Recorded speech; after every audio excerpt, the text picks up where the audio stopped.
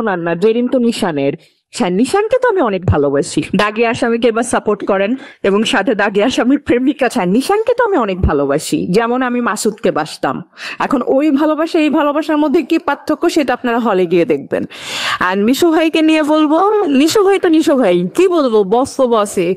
আমাকে সব সময় উনি এটা ভালো হয়েছে, এটা ভালো হয়নি, এই যে একজন অভিভাবকের মতন দেখেন বা পাশে থাকেন এবং অভিভাবক হয়ে আমাকে গাইড করেন। আমি না একটু অস্থির টাইপের, যে এটা কেন হলো, এখন কি করব, এটা কি হবে নিশু ভাই, সব সময় আরে বাবা আগে শান্ত হয় সব ঠিক হয়ে যাবে। তো এরকম একটা মানুষ হলো নিশু ভাই ব্যক্তি জীবনে এবং আমার জীবনে। দাগি আসামিকে এবার সাপোর্ট করেন এবং সাথে দাগি আসামির প্রেমিকা যারা আছেন যে এদেরকেও সাপোর্ট করেন। এত বছর পরে যদি আমাকে দর্শক পর্দায় আবার দেখে সুরঙ্গর মাধ্যমে, সেটা শুধুমাত্র সম্ভব হয়েছে আলফাই এবং সারিয়া শাকিলের কারণে। So thank you so much.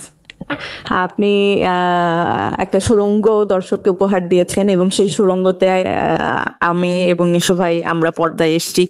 Nishu ভাইয়ের ফার্স্ট ফিল্ম, আমার নিশু ভাইয়ের সাথে ফার্স্ট ফিল্ম এবং রায়হান রাফির সাথে ফার্স্ট ফিল্ম, সবকিছু মিলে অবশ্যই এটা আমার জন্য অনেক বড় একটা পাওয়া ছিল। ওনার না, জেরিন তো নিশানের, এই জন্য উনি বলে নাই যে জেরিন ওনার। আচ্ছা, আমি ফার্স্ট ট্রেলার দেখলাম, আমি আগে দেখিনি, আমার এখনো গুজবাম হচ্ছে, আমার একটু মানে আমি ইমোশনালি অনেক অ্যাটাচড হয়ে যাচ্ছিলাম। Thank you so much Shiyab ভাই, এত সুন্দর একটা ছবি আপনি আমাদেরকে উপহার দিতে যাচ্ছেন। দর্শক হিসেবে আমি এটা ফিল করলাম। আর আপনার সাথে কাজ করেছি অভিনেত্রী হিসেবে, এটা অনেক বড় পাওয়া। Thank you so much.